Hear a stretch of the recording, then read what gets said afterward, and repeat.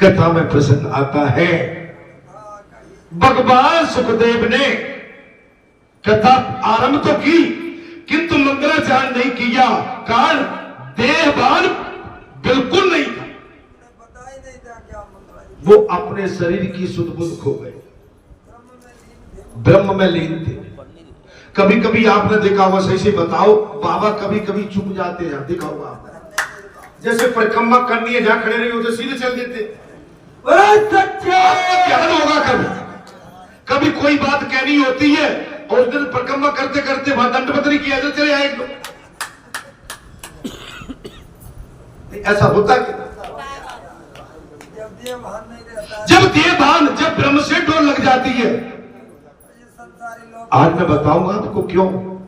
जब मैं अंदर से निकलता हूं मेरा शरीर बहुत वजनदार हो जाता है और उस समय मुझे लगती है कि मैं कब दौड़ के शरीर से और व्यासपीठ पर दृष्ट जाऊंगा।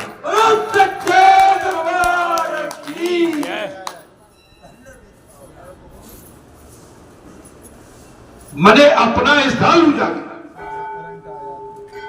महाराज मंगलाचरण नहीं किया। किसने? कथा आरंभ करने से पूर्व भगवान सुखदेव ने भागवत कथा कहने से मंगलाचरण नहीं किया, क्योंकि वो अपने देव की सिद्धबुद्ध भूल चुके थे। 3 अध्याय के बाद भगवान सुखदेव ने मंगलाचरण किया, कथा कहने का। कथा में लीन पीपर पत्ता चीकनो तापे बैठी मोर, और मोर बिचाई का करे सो राम से लग गई डोर के भोला तेरी। पत्ता ढूला, पत्ता टूटा डाल से ले गई पवन उड़ाए, अरे अब के बिछोड़े कब मिलेंगे, दूर पड़ेंगे।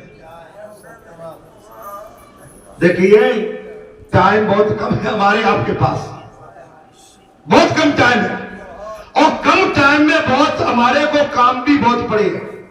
इसलिए जो अच्छे अच्छे काम है, अच्छे अच्छे उन्हें जल्दी करो, उनकी लिस्ट पहले बना लो, अच्छे कामों की लिस्ट पहले और संसारी कामों की लिस्ट धीरे धीरे चले। जय हो बाबा। लेकिन ऐसा नहीं है, अच्छे काम देर में पहले संसार के काम आपके काम नहीं आए। महाराज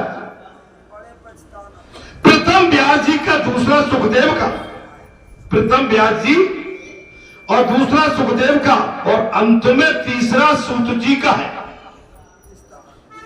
ये 3 वक्ता। प्रथम कौन है? भगवान सुखदेव व्यास, व्यास जी तो दूसरे पे, और तीसरे कौन है? सूत जी। ये प्राचीन काल में 3 वक्ता होता। प्रथम वक्ता कौन है? भगवान सुखदेव। दूसरे वक्ता कौन है? वेद व्यास जी। और तीसरे प्रवक्ता कौन है? सूत जी। सूर्य के कितने पुत्र थे? सूर्य के 4 पुत्र थे। कितने पुत्र थे? शनि, यमराज, सुग्रीव और एक और कौन है महाराज? कर्ण। अरे फिर क्या देखा?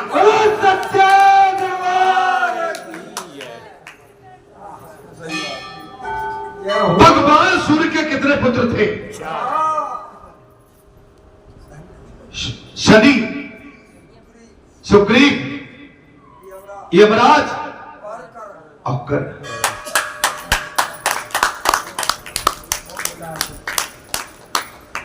अरे कथा में ध्यान लगा के सुनोगे तब ना मेरे भाई।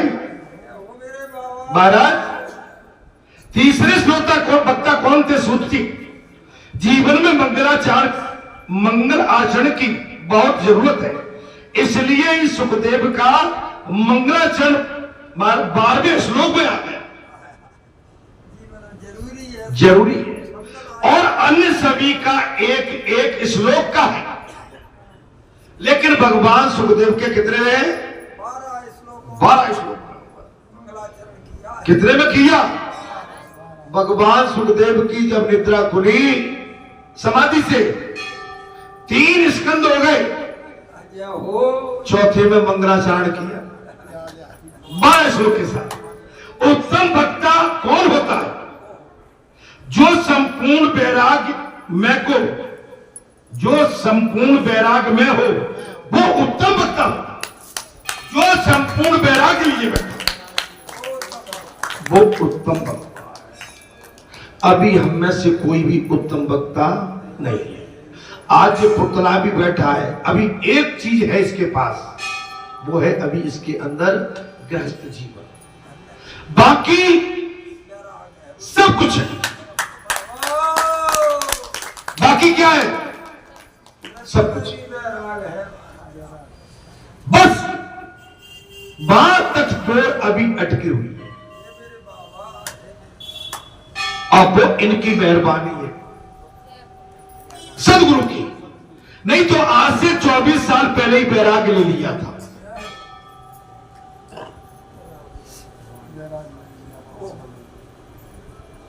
आपने पुनर्वृत्ति करा दी। मैंने कई बार वो कथा के माध्यम से आपके सम्मुख अपनी बात रखी है। महाराज, उत्तम वक्ता कौन होता है? जो संपूर्ण वैराग्य में हो वो वक्ता उत्तम होता है। संसार के किसी भी विषय में मन न जाए वो वैराग्य।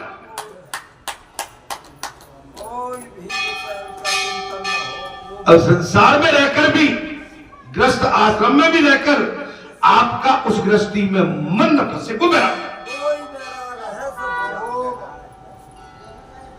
अग्नि घी पास में हो लेकिन एक दूसरे में आग न लगे, अपनी अपनी जगह खड़े रहे वो वैराग्य।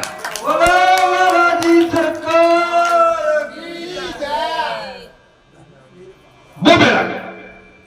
संसार के विषयों को देखते हुए भी जिसका मन उसमें नहीं रमता, देखते हुए वो वैराग्य। उसने ही सच्चा वैराग्य सिद्ध किया कि संसार के संसाधन सारी सुविधा होते हुए भी आपका मन संसार के प्रपंच में नहीं फंसता है, तो सबसे बड़ा वैराग्य।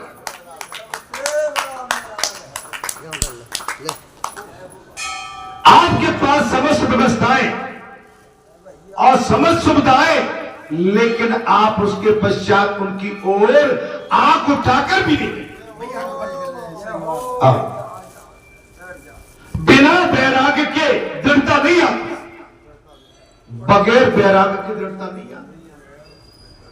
आप घर में रहते हो या संत बन गए, महात्मा बन गए, जहां तो बड़ी बड़ी आपने लंबी लंबी बात करी, लेकिन घर के प्रपंच में जाके फंस गए।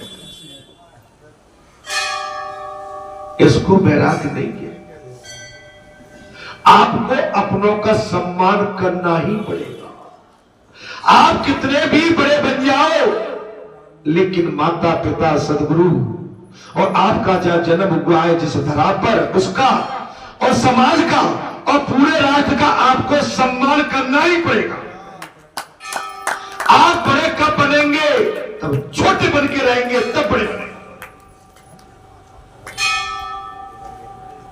आप बड़े बन के बड़े बने तो बड़े नहीं कहलाओगे, आप छोटे बन के छोटे बने रहे तो बड़े कहलाओगे। समझ लो महाराज, धनवान बन के तुमने धन का कई वैभव बांटा, धनवान नहीं है। अरे अरे फक्कड़ हो तो प्रेम बांट दोगे, वो सबसे बड़ा धनवान है। कथा में आनंद आ रहा है। वैराग्य से ज्ञान सुशोभित होता है।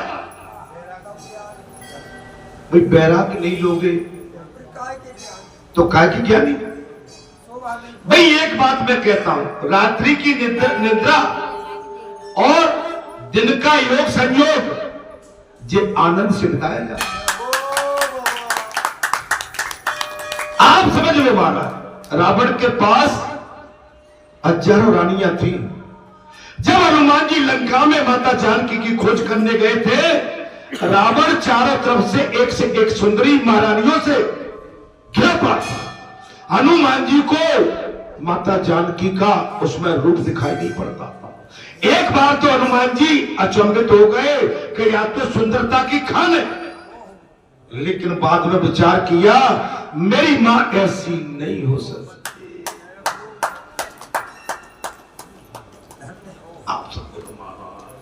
आपके घर में सुंदरता का खजाना हो, धन का खजाना हो, समाज परिवार का खजाना हो, लेकिन आप उस खजाने में लालची बन के रहेंगे तो आपका महाराज सम्मान नहीं होगा, आपका सम्मान घटेगा। आप उसको बैराग अलग तिरस्कार करके रहेंगे, आपका सम्मान कई गुना अपने आप हो।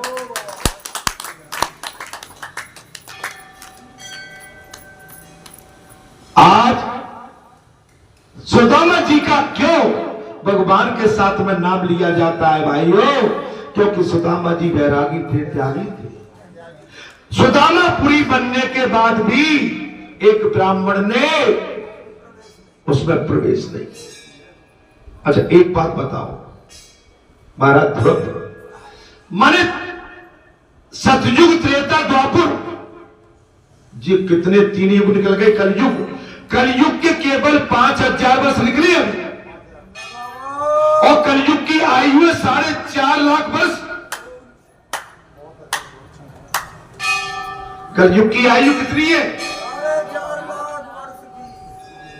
अब 4.5 लाख वर्ष और 5000 वर्ष निकले, तो ये ध्रुव, प्रहलाद, हनुमान और अत्रि, सत्री, अनसुईया और जितने भी ये बड़े बड़े महान देव पुरुष हैं, इनकी क्या गाथा कब से गाई जा रही है, आज भी ताजगी लगती है।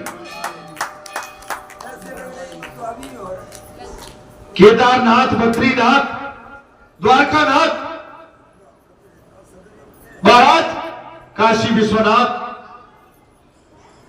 ओरछा सरकार, ये पीठ पुराने हैं महाराज, सदियां युग बीत गए, लेकिन आज भी इनका इतिहास जिंदा है और आज भी इनको धर्म तीर्थ स्थान मान के आज भी इनकी पूजा हो रही है।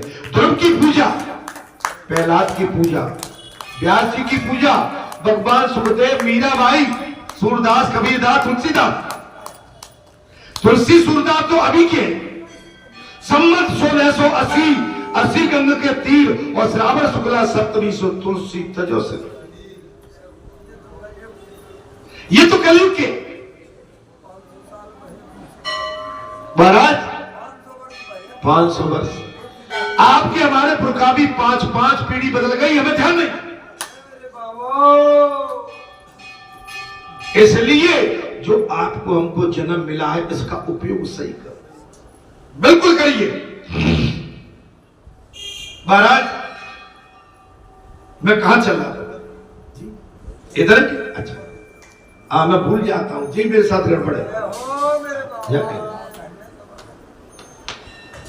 बैराग की दृढ़ता नहीं आती, बैराग से ज्ञान सुशोभित नहीं होता। ज्ञान, भक्ति, बैराग पर पूर्ण होने पर भी मनुष्य ब्रह्ममय बनता।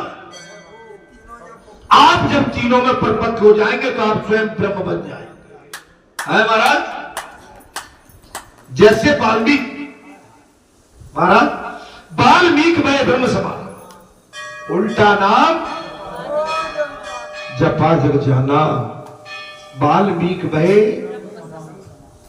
आप हनुमान जी माने आप राम राम रटो, आपके अंदर ब्रह्म है, लेकिन आप अपने अंदर बैठे हुए ब्रह्म की खोज करते हुए अंदर संसार को बिठाल के बैठे हुए महाराज, और ब्रह्म को संसार के कचरे से ढक दिया।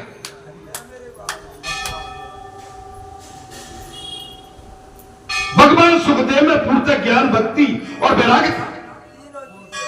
भगवान सुखदेव में पूर्णतः ज्ञान, भक्ति और वैराग्य क्या है महाराज? ज्ञान, भक्ति एवं।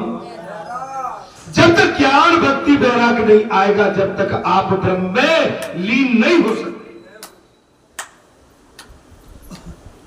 आप अपने आप को माने न्यूट्रल कर दो, न्यूट्रल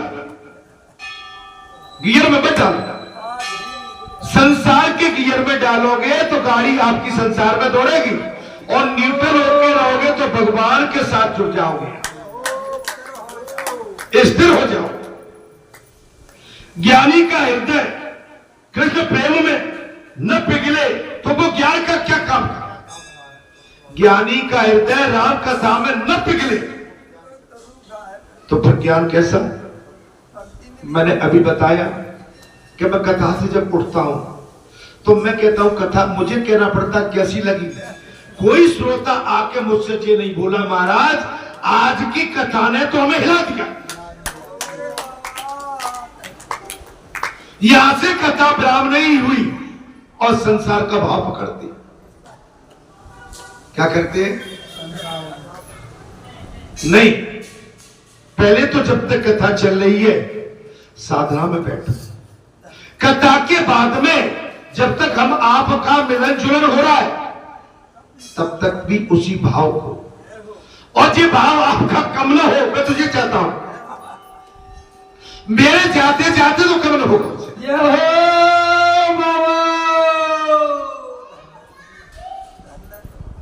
दौड़ हम संसार में लगाते हैं। किसी को जल्दी पानी की चाहत होती है, किसी को लघुशंका की होती है, किसी को चाय की होती है, या कोई पुड़िया खाता होगा उसकी पुल भागो, या किसी के पेट में चूहे दौड़ रहे हैं तो रसोई में घुसने की हो।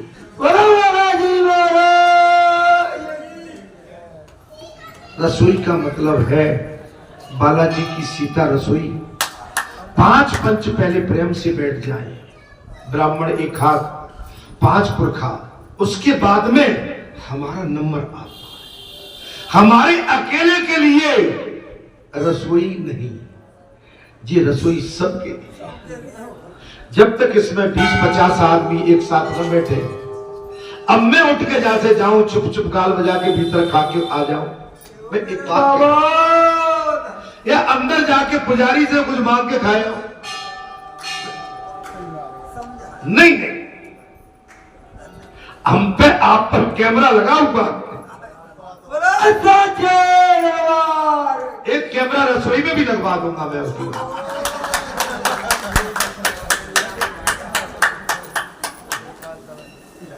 नहीं, इसलिए जरूरी है। नहीं, मैं कोई आपको डराने के लिए नहीं, सावधानी बेटा कैमरा लगा शांत। रसोईया रसोईया रसोईया परस रहा है। रसोईया का अधिकार है कि वो है अधिकारी। मैं रसोई के मामले में जानता ही नहीं हूं। अब मैं जाके कहूं क्या लोगे, क्या खाओगे, अब मुझे ये नहीं पता कि बना क्या।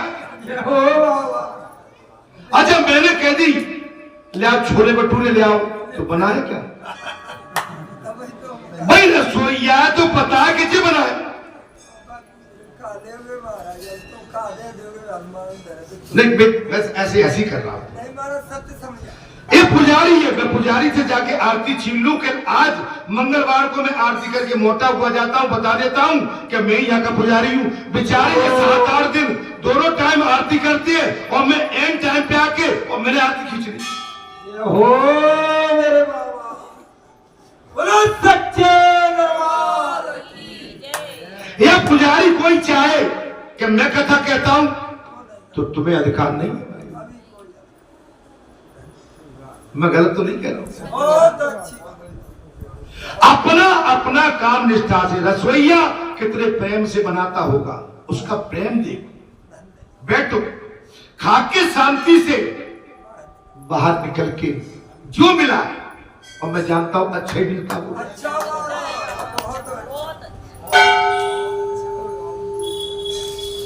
आप समझ लो हमारी माताओं, अगर मेरी बहन बेटी बैठी हम 50 आदमी, मैं दुर्वासा की तरह मैं आपके घर पे लेके 1000 शिष्यों को आ रहा हूं, बनाओ। क्यों? मैं 1000 अपने शिष्यों को लेके आने वाला हूं, मैं बहू तेरे घर। मेरे बाबा ऐसे ही बढ़ बढ़ा जाए। जो प्रेम से आपके लिए 24 घंटे बालाजी के बाद जन जन के लिए खुले हैं, छोटे से लेके बड़े तक, या किसी तरह की कोई रोक नहीं है, टोक। लेकिन व्यवस्था आपके हाथ, साधना आपके हाथ में। अगर साधना में परपक्के, एक बार अगर गिलास में जल भी नहीं है तो भी गिलास को लगा लो मुंह से, पी मेरे बाबा। कोई पत्तल में केवल चावल पड़े, दाल नहीं है, तो चावल खा के कह दो भैया हम तृप्त हो गए, चलो। बात आपके हाथ में। मैं कुछ गलत तो नहीं बोल गया? मैं मर्यादा की बात इसलिए कह रहा हूं, गलत विचार है इसलिए तो तपस्या की गई। भारत मैं इधर आ गया, यही कहिए सुखदेव में पूर्णतः ज्ञान और भक्ति वैराग्य। आप पहले भक्ति वैराग्य को धारण करो। मैं जैसे भूल जाता हूं, जो भूल जाता हूं, आप पहले बिल्कुल एकदम अच्छा, जहां पर भले ही देर लगेगी लेकिन मैं वचन देता हूं आप तृप्त होके जाओ। देर अबेर हो सकती है, लेकिन जहां जैसी व्यवस्थाएं टाइम टू टाइम, आप दुनिया के किसी भी पीठ पर चले जाओ या सब चीज टाइम से होती है। भंडारा भी यह टाइम से होता है, हवन भजन पूजन कीर्तन भंडारा। अब 10-20 मिनट आगे पीछे हो गए तो दया करो भाई, दया करो। महाराज ज्ञानी का हृदय जब तक कृष्ण कथा में और राम कथा में नहीं पिघले तो वो ज्ञान किस काम का। अब हमने इतनी बड़ी बातें क्या डाली, अगर इन बातों को सुनने के बाद हमारा मन हृदय में अगर संवेदना नहीं जागी तो हमारा क्या मतलब। अरे महाराज जी तो कहते ही रहते, इसका मतलब ये है कि हमारी बात को आप धोती करके उड़ा दे। नहीं, मैं इल्जाम नहीं लगा रहा हूं, मैं समझाइश दे रहा हूं। हमें किसी के घर पंगत खाने गए, जरूरी नहीं है कि हम पहली बार भी बैठ जाएंगे, जब मौका आ जाए तब, और जितनी देर तक प्रतीक्षा करना पड़े तब तक। लेकिन यहां से भूखा कोई नहीं जाएगा। जहां प्रसाद है, जहां फल है और यहां पर अन्न के भंडार भरे हैं, अगर देर अबेर होती है तो पात्र चढ़ाने में 5-25 मिनट के समय लगेगा। आपके सामने फिर आ गए।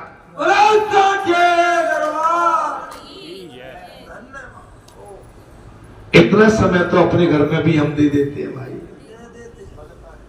परिवार बड़ा होता है तो परिवार के जो मुखिया होते हैं, बड़े बूढ़े बच्चे होते हैं, वो पहले बैठते हैं और परिवार का मुखिया आखिरी टाइम तक बैठा रहता है। पहले भाई बच्चों को, बहू बेटी समाज को निपट जाने तो मैं अंत में बैठ जाता। जी महाराज, परीक्षित राजा सुखदेव से पूछते हैं महाराज, कथा में आनंद आ रहा है क्या?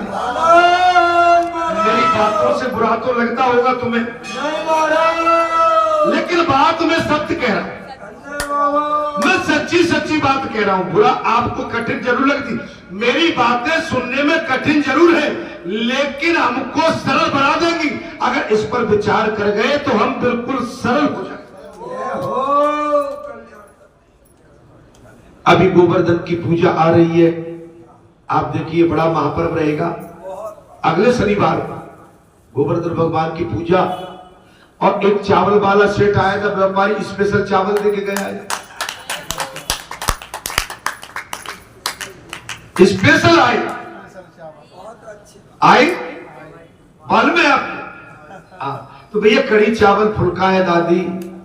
देखो आनंद भगवान तुम्हारे लिए कह रहे हैं, मेरे भक्तों की कोई यहां पर किसी तरह को परेशानी नहीं होना चाहिए। आते हैं जलपान कराओ, अन्नपान कराओ और ठंडी हवा में बिठाल के भगवान का भजन भी उनसे कराओ। और सुना,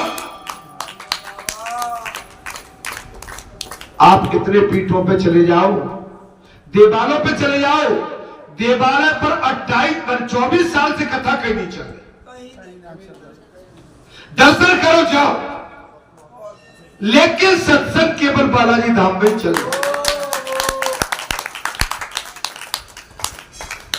राजा परीक्षित सुखदेव से पूछते हैं, जिसकी मृत्यु समीप हो उसका कर्तव्य क्या है?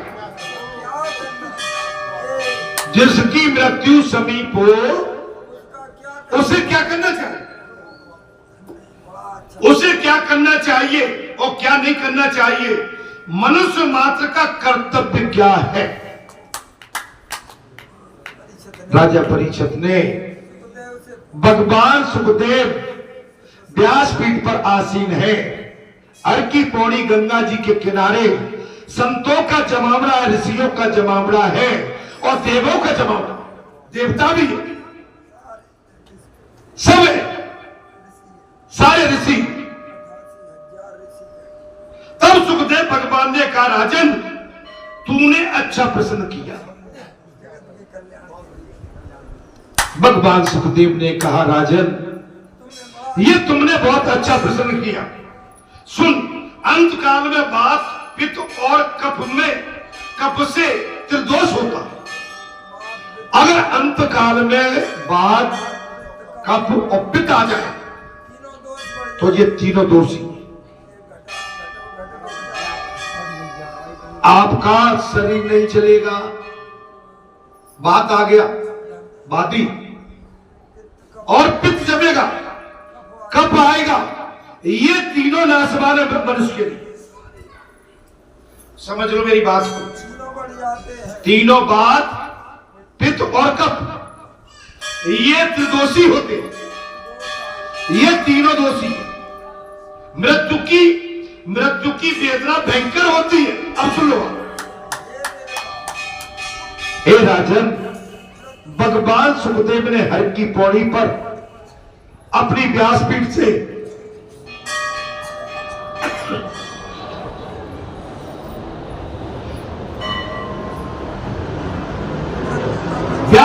कहा, हे राजन मृत्यु की वेदना भयंकर हो, पीड़ा भयंकर हो, असहनीय, 20 लाख बिच्छियों के बराबर, 20 करोड़।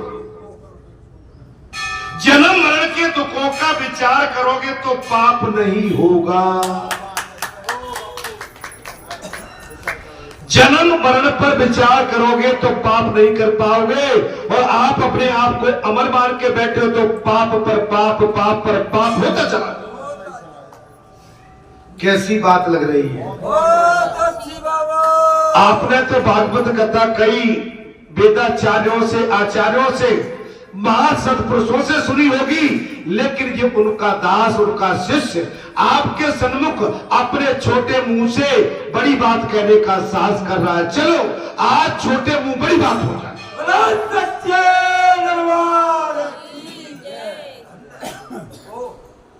आप भागवत कथा के लिए लाखों उड़ा देते हो, अरे या लाख की जरूरत नहीं, या तो बात और बाणी की जरूरत है। तो बाणी एवं बात की जरूरत है, धन की जरूरत नहीं है। अरे तुम मुझे अपना मन दे दो, भागवत कथा मुंह से सुन लो और निःशुल्क सुन लो। अपने शरीर को लेके तो बैठ जाओ, कम से कम शरीर पर बोझ लेके नहीं, शरीर को अछल करके।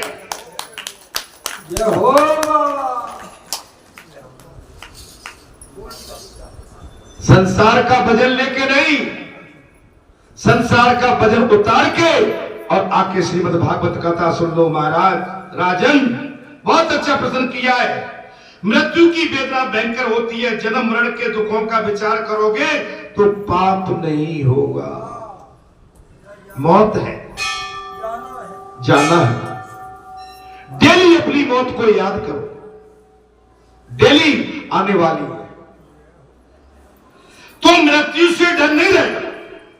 अगर मौत को डेली याद करोगे तो फिर मौत से डर नहीं आएगा, और मौत से डरोगे तो उस समय मौत आएगी तो भारी डर लगेगा। जाना है